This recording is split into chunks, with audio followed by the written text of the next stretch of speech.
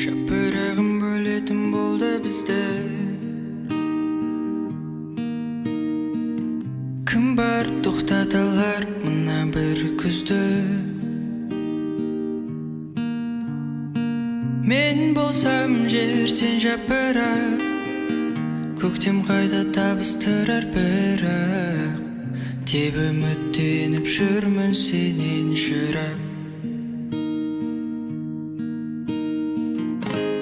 Бары саған айтарым, қайта жүздескенше жапырағым. Қайта жүздескенше жапырағым.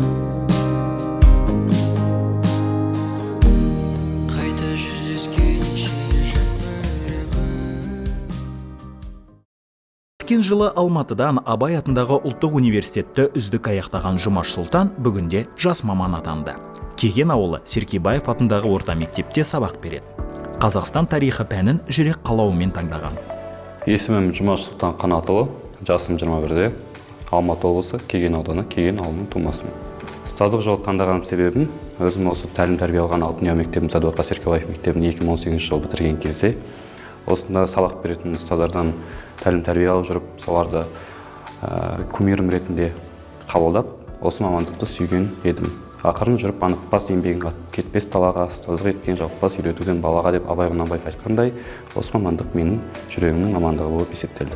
Жалпы біздің Кеген ауданында, Кеген ауылында жас мұғалімдердің саны біршама, кем дегенде 70-ге жуық жас мұғалім бар деп есептесек болады.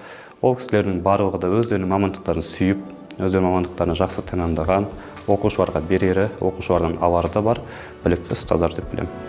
Жас педагог сабағында жаңашылдыққа мән береді. Тәжірибелі ұстаздардың шеберлік сағатына жиі қатысады. Сабағында озық технологияны қолданудың әдіс тәсілдерін белсенді жетілдіріп жүр.